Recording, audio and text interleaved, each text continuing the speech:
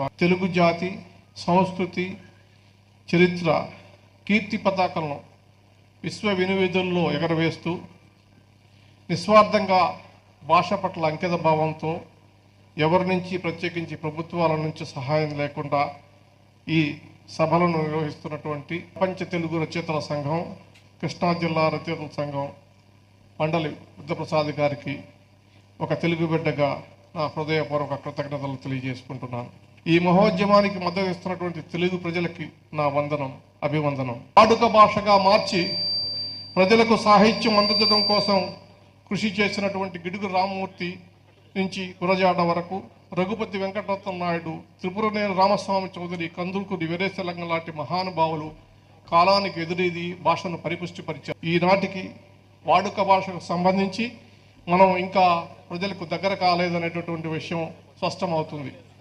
దానికి కారణం స్వతంత్రం వచ్చిన తర్వాత ప్రత్యేకించి తెలుగు భాష మీద ఏ ప్రభుత్వం దృష్టి పెట్టలేదు. కానీ గమనించవలసిన విషయం ఏంటంటే ప్రపంచంలో అనేక దేశాలు వారి మాతృభాషలను అభివృద్ధిపరిచి లాభాలు పొందాయి. ఉదాహరణకు దక్షిణ కొరియా దేశంలో అమెరికా కన్నా 4 అంతల మేధా సంపత్తిలోను కొత్త నూతన ఆవిష్కరణలోనూ ముందుంది. అక్కడ వారి మాతృభాషలోనే వారు పరిశోధనలు చేస్తారు, భాష కొనసాగుతుంది, విద్యాబోధన కొనసాగుతుంది. అదేవిధంగా జపాన్, చైనా, ఇజ్రాయెల్ అనేక దేశాలు ఇవాళ ఇంగ్లీష్ భాష మాట్లాడే కన్నా వారి మాతృభాషలో విద్యాబోధన చేసి అనేక నూతన ఆవిష్కరణలు చేసి ప్రపంచంలో ముందున్నాయి. హిబ్రూ భాషలో ఇజ్రాయెల్ చాలా అభివృద్ధి చెందినటువంటి విషయం కూడా మనం గమనించాల్సిందిగా కోరుతున్నా. ఆ దేశాలు వారి సాంకేతికను, వారి విజ్ఞానాన్ని తమ భాషలో రాసుకున్నాయి, తమ భాషలోనే ఆలోచించాయి, తమ భాషలోనే విజయ గీతాలను ఆలపింపజేశాయి. అక్కడ మాతృభాష ఉపాధినిచ్చింది, ఆత్మగౌరవాన్ని పెంచింది. వారితో వ్యాపారం చేయడానికి ప్రపంచమంతా ఇవాళ ఎగబడుతున్నటువంటి పరిస్థితి ఉంది. ఏ జాతికైనా అంతకు మించిన గౌరవం ఏముంటుంది? మాతృభాష మీద మమకారంతో దాని అస్తిత్వాన్ని కాపాడుకోవటానికి బంగ్లాదేశ్ అనేటటువంటి ఒక దేశాన్ని ఏర్పాటు చేసుకున్న సంగతి మనం గమనించాం. ఈనాటి పాలకులు ఆ విషయాన్ని గుర్తుపెట్టుకోవాల్సినటువంటి అవసరం ఎంతైనా ఉంది. భాష, జీవితం, సంసారం, మతం, ఆచారం ఈ 5 కలబోతే సంస్కృతి. మన దైనందిక జీవన విధానం అదే నేటి మన సంస్కృతి.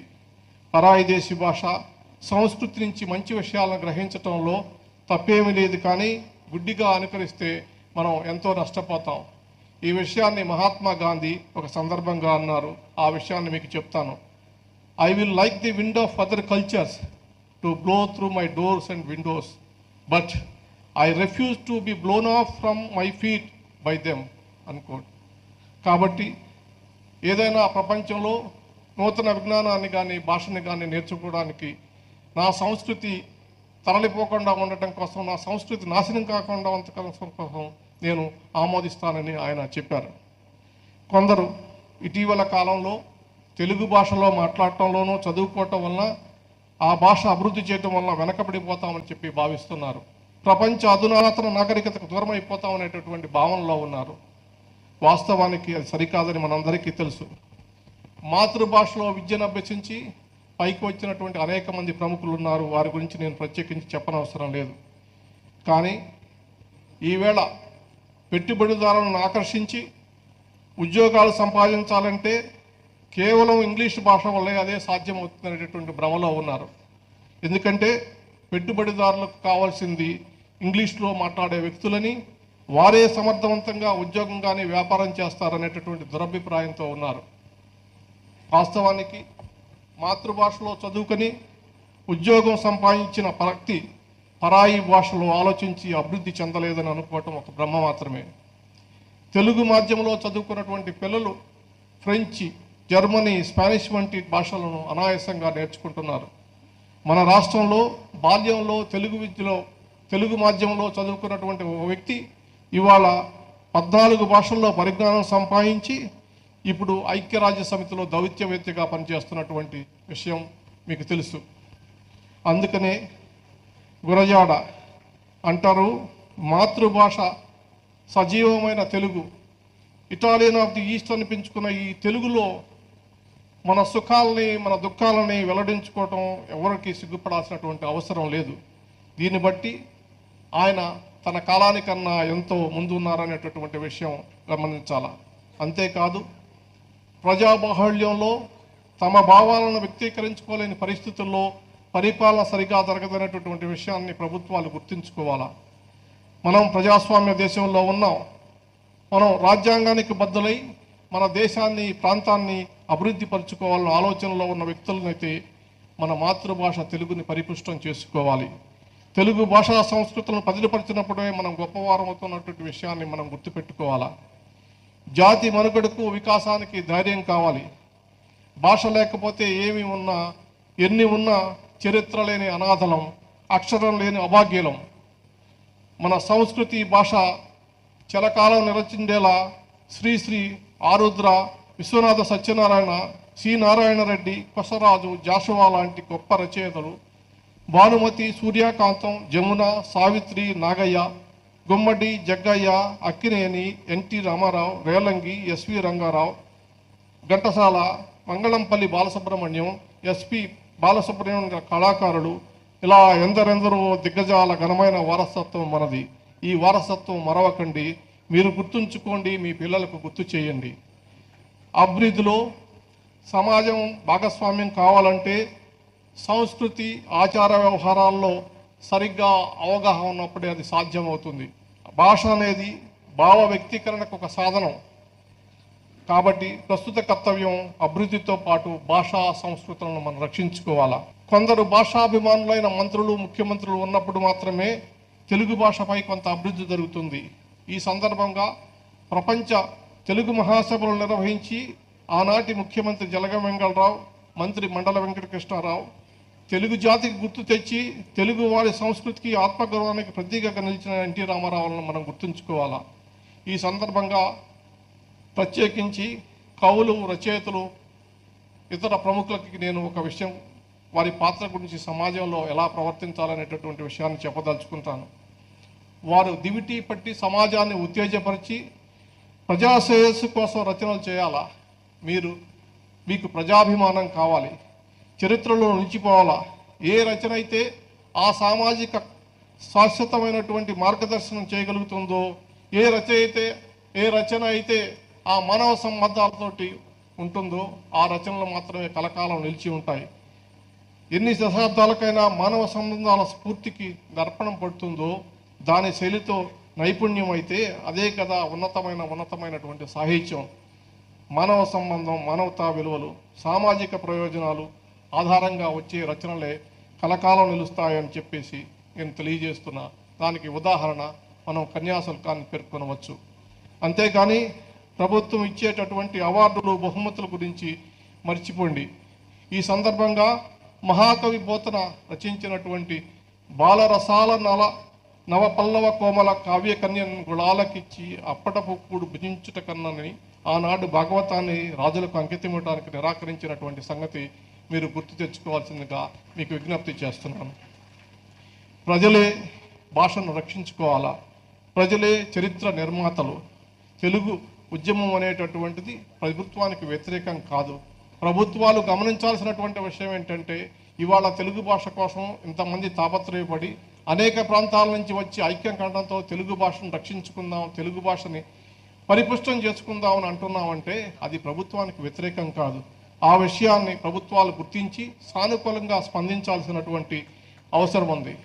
ఈ సందర్భంగా ప్రత్యేకించి పత్రికా యాజమాన్యాలకి, పత్రికా ప్రతినిధులకి, అదేవిధంగా ఈ టీవీ ఛానళ్ళ వారికి కూడా తెలియజేస్తున్నా, అయ్యా తెలుగు భాష అంతరించిపోతే రేపు మీ పత్రికలు చదివేవాళ్ళు కానీ మీ ఛానల్ చూసేవాళ్ళు కానీ ఉండరు. కాబట్టి తెలుగు భాష అభివృద్ధి కోసం, తెలుగు భాషని ప్రోత్సహించడం కోసం మీ వంతు కృషి చేయాల్సినటువంటి అవసరం ఉంది. తెలుగు భాషను గౌరవించండి. తెలుగు భాష యొక్క అభివృద్ధి కోసం మీరు అనుక్షణం పాటుపడండి అని చెప్పేసి అన్ని పత్రికలకు, అన్ని టీవీ ఛానళ్లకు, ప్రత్యేకించి తెలుగు మిత్రులందరికీ కూడా నేను విజ్ఞప్తి చేస్తున్నాను. ఇప్పుడు ఇదే సందర్భంగా మరి గోపీనాథ్ గారు ఆయన ప్రవాస ఆంధ్రుడుగా, ఒక తెలుగు బిడ్డగా ఒక ఆవేదన వెలుబుచ్చారు. మరి మనం ఆలోచించండి, ఇవాళ నేను ప్రధాన న్యాయమూర్తిగా ఉన్నప్పుడు తమిళనాడు రాష్ట్రం వెళ్ళినప్పుడు అక్కడ ఉన్నటువంటి స్టాలిన్ గారు మరి తమిళంలోనే మాట్లాడారు నాతోటి. ఇంగ్లీష్లోకి ఆయన వాళ్ళ మిత్రులు అనువాదం చేశారు.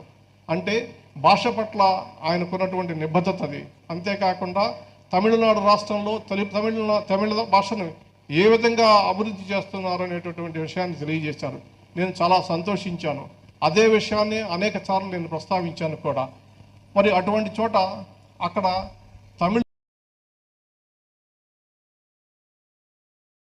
నేను చాలా సంతోషించాను. అదే విషయాన్ని అనేక సార్లు నేను ప్రస్తావించాను కూడా. మరి అటువంటి చోట అక్కడ తమిళులకు ఎంత ప్రాధాన్యత ఉందో, తర్వాత ప్రపంచవ్యాప్తంగా ఏ తమిళులైనా బాధపడితే తమిళనాడు రాష్ట్రం ఎలా ప్రతిస్పందిస్తుందో మనం చూసాం. శ్రీలంకలో అల్లర్లు జరిగినప్పుడు కానీ, ఇతర ప్రాంతాల్లో తమిళుల మీద దాడులు జరిగినప్పుడు కానీ తమిళ ప్రభుత్వం ఏ రకంగా స్పందించి కేంద్ర ప్రభుత్వం మెడలు వంచి తమిళ ప్రజల హక్కులను రక్షించిందో మనం చూసాం. ఆ విధంగా ఐక్యతతోటి తెలుగు ప్రజలు కూడా తెలుగు ప్రజలని, ప్రవాస ఆంధ్రుల్ని, వారి హక్కులని, వారి భాషని, వారి సంస్కృతిని, వారి చరిత్రని నిలుపుకునే విధంగా మనం మద్దతు ఇవ్వాల్సినటువంటి అవసరం ఉంది. దీనికి మనకన్నా ప్రభుత్వాలు చేయాల్సినటువంటి అవసరం ఉంది. మిత్రులారా, పత్రికా ప్రతినిధులారా, ప్రజాప్రతినిధులారా, కవులారా, తెలుగు ప్రజలారా, మీరందరూ ఒక్కటి గుర్తుపెట్టుకోండి. ఏ ప్రభుత్వం అయినా మరి కవులను చూసో, మనలాంటి తెలుగు భాషాభిమానులను చూసో భయపడుతుందని నేను అనుకోవట్లా. ఎందుకంటే ప్రజల అభిమానం వాళ్ళకుంటే వాళ్ళు పాలిస్తామనేటటువంటి ఆశతోటి ఉంటారు.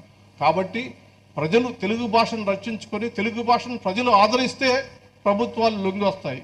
ఆ విషయాన్ని మనం గుర్తుపెట్టుకోండి. యావత్ తెలుగు ప్రజలందరూ కూడా, కోట్లాది తెలుగు ప్రజలందరూ కూడా మా భాష గొప్పది, మా తెలుగు తల్లి గొప్పది, తెలుగు సంస్కృతి గొప్పది అని చెప్పేసి జబ్బలు తరుచుకోవటం కాదు. తెలుగు భాష కోసం రోడ్ల మీద వచ్చి అభిమానం చూపించి తెలుగు భాషని కనుక రక్షించుకునే ప్రభుత్వాల మీద కనుక ఒత్తిడి తీసుకొస్తేనే ఏ ప్రభుత్వం అయినా తెలుగు భాషకు గౌరవం ఇస్తుందనేటటువంటి విషయాన్ని తెలుగు ప్రజలు గమనించాలా, గుర్తించాలా. తెలుగు ప్రభుత్వాలకి ఏ పార్టీ అయినా కావచ్చు, అది ఓట్లు రావాలంటే ప్రజా మద్దతు కావాలా. ప్రజా మద్దతు కావాలంటే తెలుగు భాషకు మద్దతు ఇస్తేనే తెలుగు ప్రజలు ఓట్లు వేస్తారంటే ఖచ్చితంగా తెలుగు భాషకు చాలా అద్భుతమైనటువంటి సువర్ణ అక్షరాలతో లింగించబోయేటటువంటి రోజులు వస్తాయని చెప్పేసి ఈ సందర్భంగా మనవి చేస్తూ, ఆ వంతు ప్రయత్నంగా మరి మీరందరూ కృషి చేయాలని చెప్పి కోరుకుంటున్నా. ఈ సందర్భంగా మరి కొన్ని కోరికల్ని నేను రాష్ట్ర ప్రభుత్వం దృష్టికి తీసుకొస్తున్నా. గోపీనాథ్ గారికి కూడా చెప్తున్నా. మరి తెలుగు దుస్థితి గురించి వారు చెప్పారు. అవును, గతంలో అనేక సంఘటనలు జరిగినాయి. ఆ సంఘటనలో నేను కూడా బాధితుడిని కాబట్టి నేను ఆ విషయాల గురించి ఎక్కువ చెప్పదలుచుకోలేదు. అయినప్పటికీ కూడా ప్రస్తుతం ఉన్నటువంటి కూటమి ప్రభుత్వానికి చెందినటువంటి ప్రజాప్రతినిధులు ఈ వేదిక మీద ఉన్నారు. తప్పనిసరిగా ఇవాళ ప్రభుత్వంలో ఉన్నటువంటి పెద్దలంతా ఈ సభ టీవీ ఛానల్స్ ద్వారా తప్పనిసరిగా చూస్తూ ఉంటారు. మన అభిప్రాయాలు మనం ఈ సమావేశంలో వెల్లడించడం తప్పనిసరిగా వాళ్ళ చెవుళ్ళకి చేరతాయని చెప్పి ఆశిస్తున్నాను. ఈ కొత్త ప్రభుత్వం ఏర్పడి కొద్ది రోజులే అవుతున్నాయి కాబట్టి కొన్ని రోజులు మనం వాళ్ళకి వ్యవధిని ఇవ్వాల్సినటువంటి అవసరం కూడా ఉంది. కాబట్టి అన్ని సానుకూలమైనటువంటి నిర్ణయాలు జరుగుతాయని చెప్పేసి ప్రత్యేకించి ప్రస్తుత ముఖ్యమంత్రి చంద్రబాబు నాయుడు గారు మరి ఏ విషయానైనా అంత తొందరగా నో అనడు. ఆయన సాధ్యమైనంత వరకు అమలు చేయాలని చెప్పి చూస్తానని చెప్తారు. కాబట్టి వారు ఈ విషయాల్లో మరి చర్యలు తీసుకుంటారని చెప్పేసి నేను అనుకుంటున్నా. నా మొదటి డిమాండ్ ఏంటంటే, డిమాండ్ కాదు, కోరిక, ప్రస్తుతం తక్షణమే మనం పొట్టి శ్రీరాములు తెలుగు విశ్వవిద్యాలయాన్ని ఇక్కడ ఏర్పాటు చేయాలా, ఆంధ్రప్రదేశ్లో ఏర్పాటు చేయాలా.